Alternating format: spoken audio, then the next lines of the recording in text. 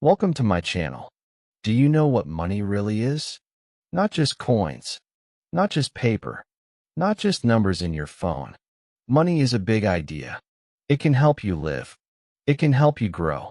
It can help your family, your dreams, your future. But have you ever asked, where does it come from? Why do we all need it? How does it move from one person to another? And why do some people always struggle with it, even when they work hard? Today, we will explore the secret life of money in very simple English. This is not a boring class. This is a story, a journey, from the first coin in history to your wallet today and your savings tomorrow.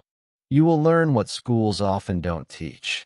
You will learn why some people stay poor and how others grow rich, not just in money, but in wisdom. And I promise you, if you stay till the end, you'll never look at money the same way again. Chapter 1.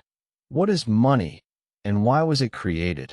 700 plus words, simple, beginner-friendly, full of curiosity and emotional storytelling for English learners. Let's go back in time. A long time ago, there was no money, no coins, no bills, no paper with numbers. People lived in small villages. They needed food, clothes, tools, and other things. But how did they get them? They traded. This was called the barter system. It means, you give me something, I give you something. That's how people lived. For example, one man had eggs. One woman had milk. They could say, I give you 6 eggs, you give me 1 bottle of milk. That sounds simple, right? But soon, there were problems. What if the woman didn't want eggs? What if the man had too many eggs? What if she only had milk tomorrow, not today? What if the man had something she didn't need? And what if the things they gave were not equal? Imagine this. You have a goat. I have a bag of rice. But your goat is big. My bag is small. How do we know what is fair? You may say, my goat is worth 3 bags of rice. I may say, no, only 1. And then, no trade. That's why people needed a new idea. Something better. Something everyone could use, understand, and trust. Something with value. That's how money was born. Money is not just coins or paper. Money is a tool. It helps people trade. It helps people plan. It helps people save. And most important, it helps people live better. Let's learn a few simple words together. Money equals something we use to buy or sell. Trade equals give one thing and get another. Save equals keep something for later. Work equals do something to earn. Value equals how useful or important something is. Now let's imagine a world with no money. You work at a bakery. You bake bread every day. In return, you get bananas. Yes, bananas. But what if you don't want bananas? What if you want soap or shoes? How do you trade bananas for soap? It becomes a big problem. Money solves this problem. You bake bread. Someone buys your bread and gives you money. Now, you can take that money and buy whatever you need. Soap, shoes, a gift for your child. It's easy. It's clean. It's fair. At first, money was not like the money we use today. In some places, people use shells. In others, they use stones. In Africa, people use salt. Yes, salt was money. In China, people used small knives and coins made of metal. Later, people made coins, usually from silver or gold. These were small, easy to carry, and had real value. A gold coin was heavy and shiny. You could feel it in your hand. People trusted it. Then came paper money. It was light and easy to carry. But there was one problem. Paper is not valuable by itself. So, people had to trust that the paper had value. They had to believe in it. That belief gave it power. So what is money today? Today, money is everywhere. In your wallet, in your phone, in the bank. Even numbers on a screen are money. You can send money to someone far away in just seconds. But remember, money is not magic. It's not just made by printing. It is made by trust. Trust between people. Trust in a system. Trust that the money you give today will still be useful tomorrow. Let's take a small story. Ali is a farmer. He grows tomatoes. He sells his tomatoes in the market. One woman gives him a 100 rupee note. Ali takes that money and buys bread, milk, and oil. The man at the shop takes the same note and buys a bus ticket. The driver uses it to buy fuel. That 100 rupee note moves from hand to hand. That is how money flows, like water in a river. And that is how life moves. Money touches everything. It touches our food, our homes, our dreams. It is not bad. It is not good. It is only a tool. But when you learn to use it, it can change your life. Let's end this chapter with a simple message. Money is not just paper. It is power with a purpose. It helps us trade. It helps us save. It helps us help others. But to use money well, you must understand it. And now you do. Let's go deeper in Chapter 2, where we ask, where does money come from? And how do people earn it? Chapter 2, where does money come from? More than 700 words, easy and clear for English learners, full of curiosity, emotion, and real-life examples. Now that you know what money is, let's ask a new question. Where does money come from? Who makes it? Where does it start? How does it move from one person to another? Let's begin with something very simple. Money comes from work. Yes, work. Real work. When you do something helpful, something useful, something that gives value to others, you can earn money. That is the heart of money. Think about this. You clean someone's house. You take care of their garden. You teach a child to read. You cook food and sell it. You fix a bike. You build a wall. You make a video. You give something good, and someone gives you money in return. That is how money moves. From one hand to another. From one heart to another. From one service to another. We call this value. Let's say the word together, value. Value means something useful, something needed, something people care about. When you give value, people are happy to give you money. So you don't find money. You create it. You earn it. You bring it to your life by bringing help to others. Let's take a small story. Sarah is 12 years old. She wants to buy a new school bag. Her parents don't have extra money right now, so she decides to earn some. On a hot day, she makes lemonade.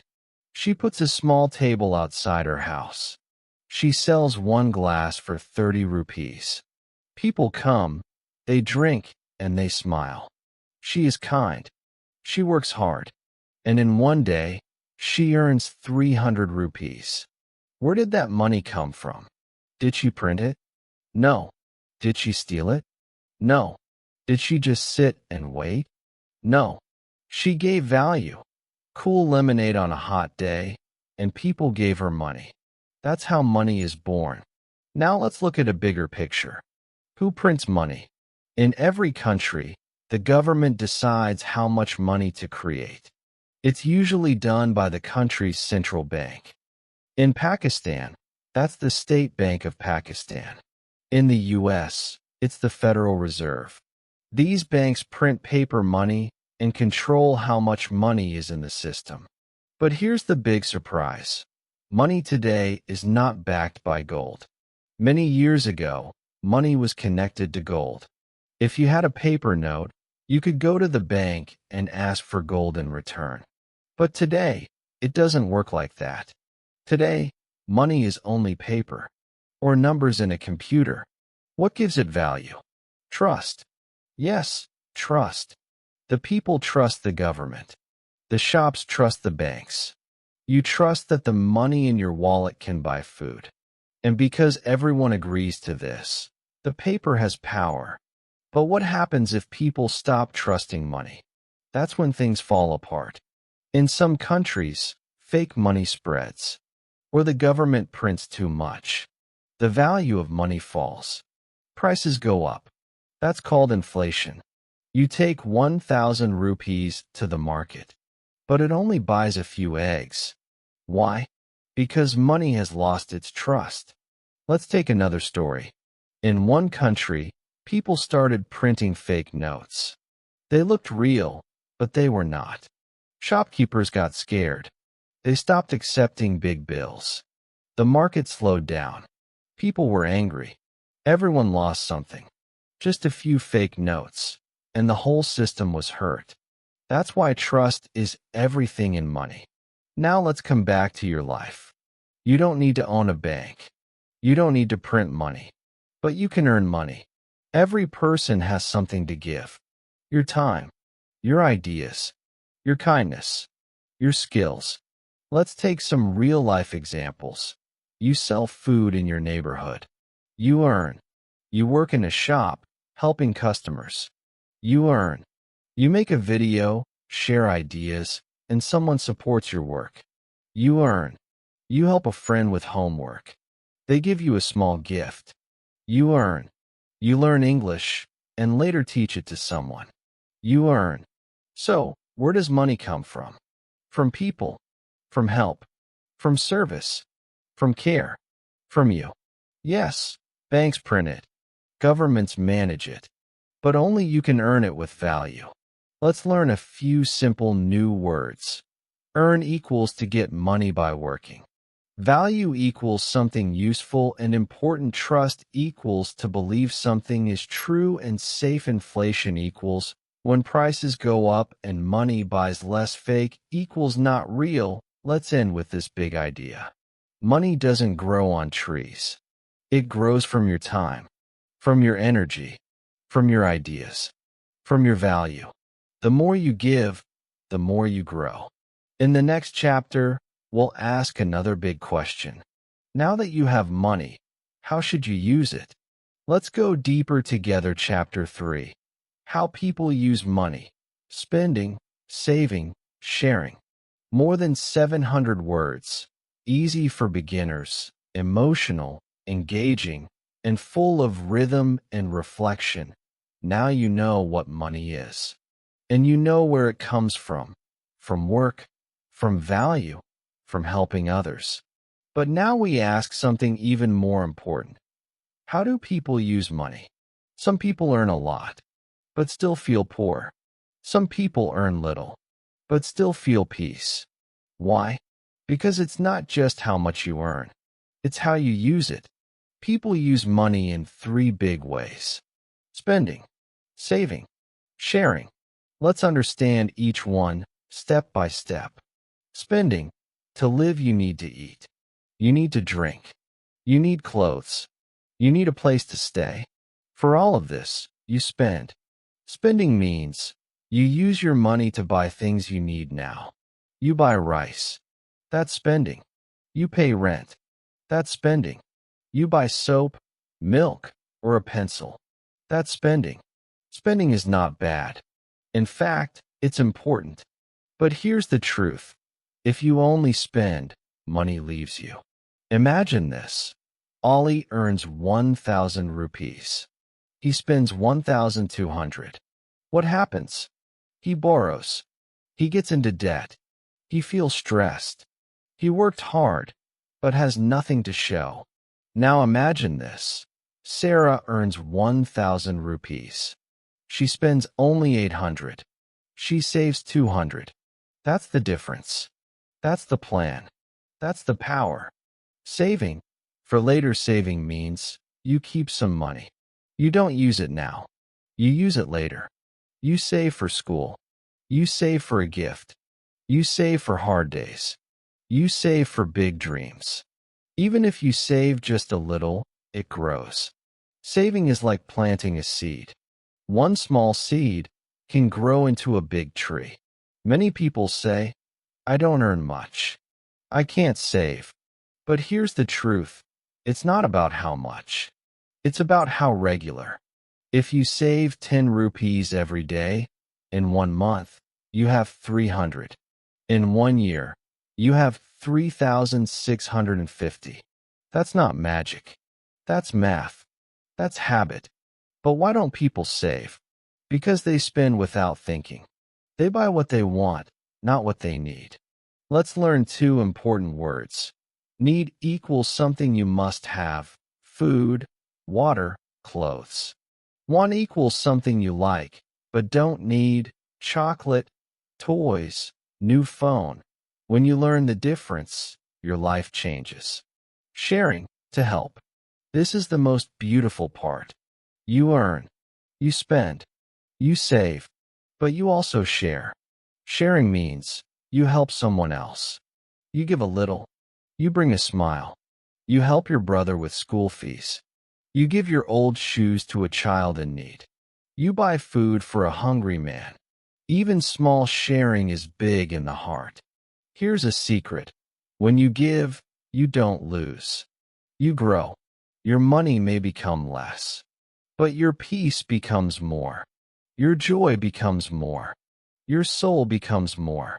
Money was not made just for your hands. It was made for your heart. Let's now look at a short story. A boy named Hamza gets $10. What does he do? He spends $7. He buys food and a notebook. He saves $2 for next month. He gives $1 to his younger sister to buy a pen. Next month, Hamza still has $2. He adds $2 more. Now he has $4. His sister is happy. He is ready for the future, and he feels good inside. That's the power of choice. That's the secret of balance. Let's learn some useful words together. Spend equals to use money. Save equals to keep money for later. Share equals to give money or help to others. Budget equals a simple plan for your money. Debt equals money you owe someone. You can make a small budget like this. I earn 1,000, I spend 700, I save 200, I share 100. It's not about being rich. It's about being wise. Let's end with a strong thought. Many people earn money, but still stay poor. Why? Because they spend more than they earn. You don't need to do big things. Just start small. Buy what you need. Save something every week. And never forget to help someone if you can. Because when you use money with care, you don't just change your wallet. You change your world. In the next chapter, we'll ask, why do so many people struggle with money, even after working hard? Let's go deeper into real problems and real answers. Chapter 4. Why people struggle with money. More than 700 words, simple and kind language, emotional and honest, full of learning moments for beginners. Now we come to a real and important question. Why do so many people struggle with money, even when they work hard? They wake up early. They go to work. They give their time. They give their energy. And still, at the end of the month, they have nothing left. Why? Let's explore together. Not with anger, not with shame, but with kindness. Because the truth is, money is not just math. It's emotion. It's habit. It's life. Let's start with the most common reason: poor planning. Many people don't have a plan for their money. They don't write how much they earn. They don't write how much they spend. They don't know where their money goes. It's like water in a broken pot. You keep pouring, and it keeps leaking. At the end, the pot is empty. And you wonder, where did it all go? Let's take a simple story. A man earns $1,000. But he doesn't plan. He doesn't track. He just spends. He buys food. He eats out at a restaurant. He buys a new phone cover. He gets a new shirt. He buys snacks, little things, every day. Then the bills come. Rent, electricity, school fees. But the money is finished. So what does he do? He borrows $200. Next month, he earns $1,000 again. but also has to repay $200. He borrows again and again. Soon, he owes more than he owns. That's what we call debt. Let's say it together. Debt. It means money you have to return. It can come from loans, from friends, from banks, from credit cards. Debt is heavy. It doesn't just sit in your wallet. It sits on your heart. It causes stress. It causes fear. It steals your peace. But many people don't stop. They borrow more to buy more. Why? Let's look deeper. The second reason people struggle is emotional spending. Sometimes people feel sad. They feel tired. They feel alone. And then they go shopping. Not because they need something, but because they want to feel better for a moment. They buy shoes. They order food. They click add to cart. They say, I deserve it. And yes, you do deserve good things. But real peace doesn't come from a new shirt. It comes from a calm mind and a strong plan. So what happens after emotional spending? They feel worse because the money is gone and the sadness is still there. That's why we say money is not only numbers. It's feelings. Let's look at a common trap. Buy now, pay later. It sounds good. You want a phone, but it's too expensive. So the shop says, don't worry. Take it now. Pay slowly. You smile. You take it home. You feel happy. But next month, the payment comes. And the next. And the next. And maybe you miss one. Now you owe more. Now there's a penalty. This is how good people fall into bad situations. Not because they are lazy, but because they didn't plan. Or because they listened to emotion. Let's learn a few key words. Debt equals money you have to give back. Loan equals borrowed money. Credit card equals a card that lets you borrow money easily. Interest equals extra money you pay on top of what you borrow. Trap equals something that looks easy, but brings problems. We are not saying all debt is bad. Sometimes you borrow for school, or for medical help, or to grow a small business. But here's the rule. Only borrow what you know you can repay. And only for things that grow your future, not just your shopping bag. Let's take a moment to reflect. Have you ever asked, where does my money go? Why do I have so little, even after working so much? Do I spend more when I feel sad or tired? Do I buy things I don't need just to feel better? These are hard questions, but they are important. Let's end this chapter with a simple, true message. Money is not just about how much you earn. It's about what you do with it. It's about your choices. It's about your habits. And it's about your heart. If you feel stuck, don't worry. You can change. You can learn. You can grow. Start small. Write your budget. Make a plan. And say this: I will control my money. My money will not control me. In the next chapter, we'll talk about hope. How can you grow your money, even if you earn just a little? Yes, it's possible. Let's find out how. Chapter 5. How to grow your money, even a little.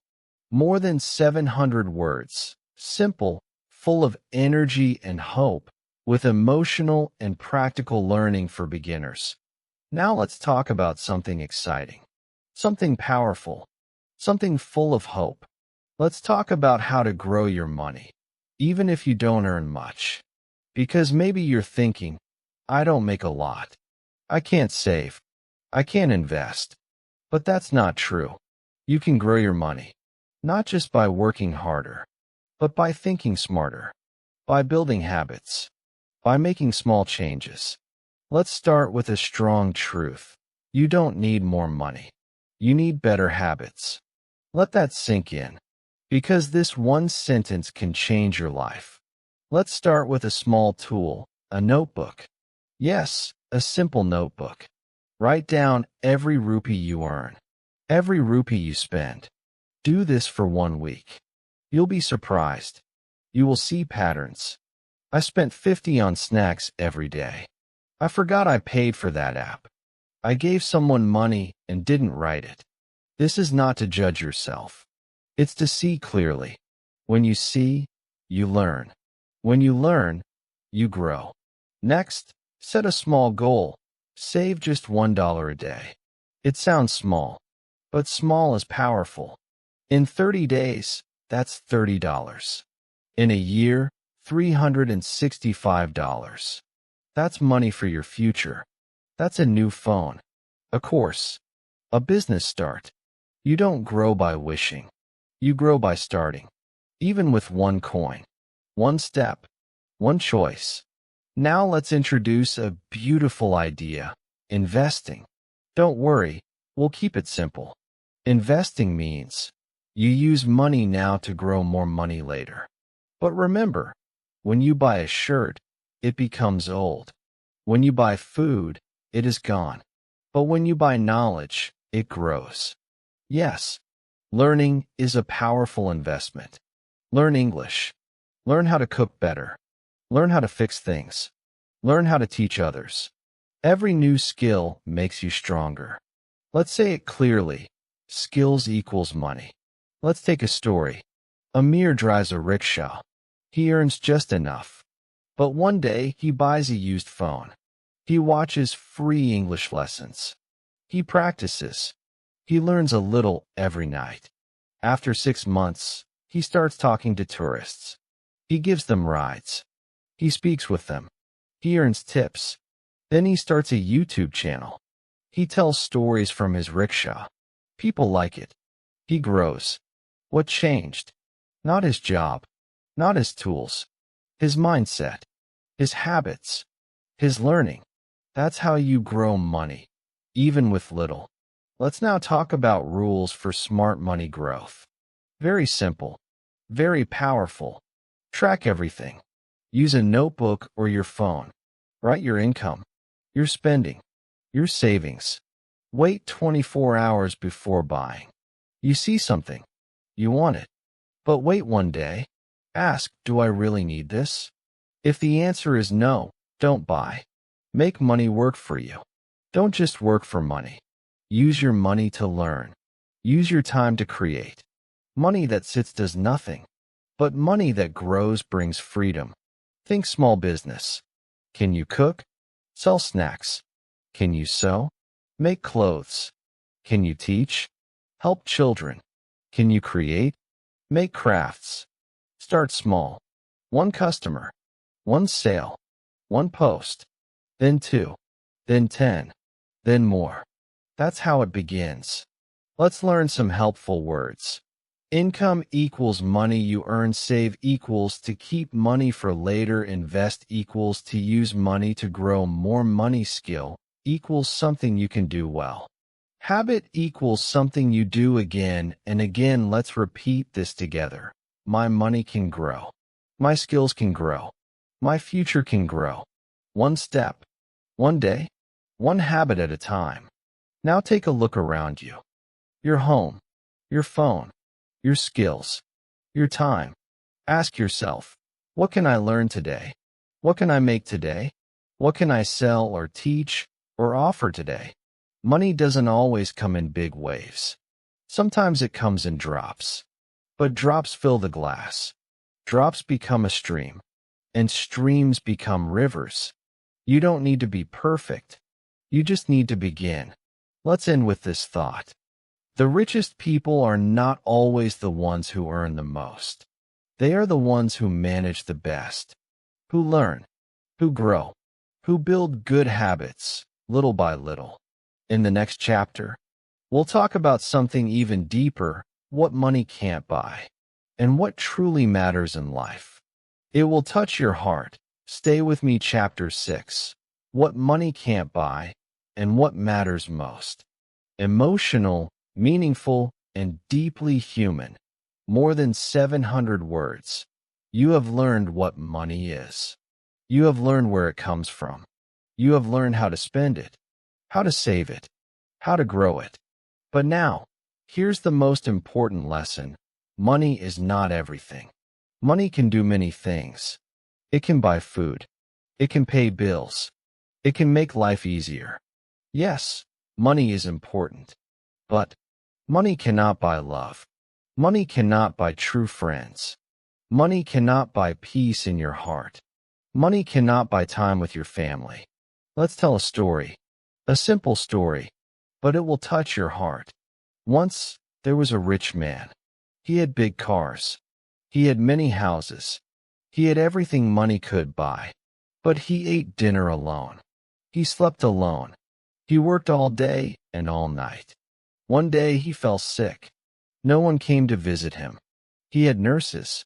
He had machines. But no one held his hand. He looked out the window. He saw a small home.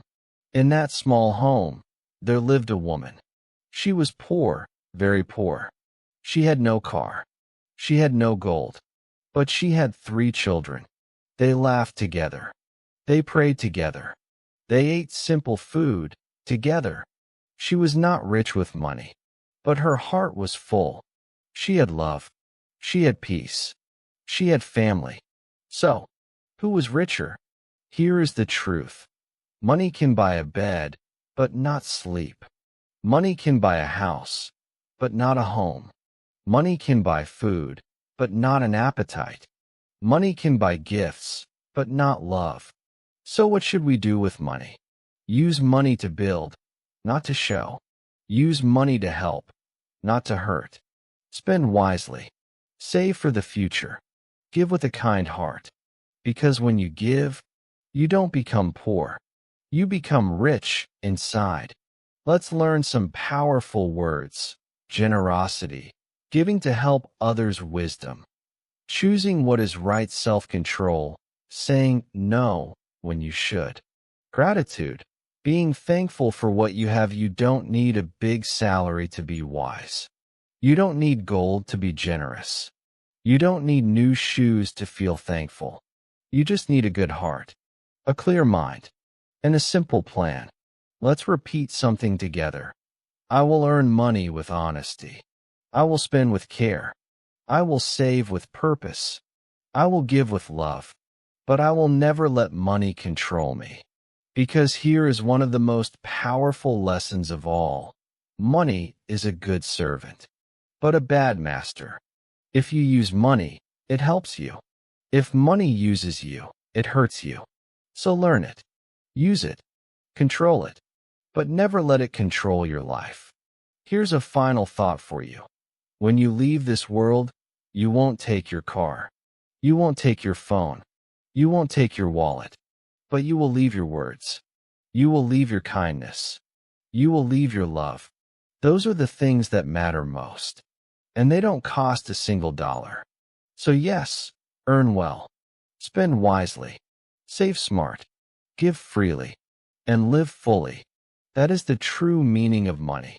And the true meaning of life. Thank you for learning this journey with me. You now understand money. Not just in words, but in wisdom. Not just in grammar, but in life. Call to action. If this video touched your heart, give it a like. And if you're ready to grow your English with more real stories like this, leave a comment below. I'm learning with purpose. I'll reply to cheer you on, and I'm with you on this journey. And don't forget to subscribe for more simple, true English lessons. Stories that teach you words, but also touch your soul. See you in the next video. Call to action after Chapter 6. If this video helped you understand money in clear, simple English, give it a like. If it opened your eyes, if it touched your heart, if it made you think, then don't stop here. Comment below. I'm learning for life. I'll read your words. I'll reply. And I'll cheer you on, because you're not alone on this journey. And if you want to keep growing, in your English, in your money, and in your mind, subscribe for more real lessons. Lessons that teach you more than grammar. Lessons that help you grow in language, and also in life. Because learning English is not just about words. It's about becoming the person you were born to be. And that journey starts now. Let's grow together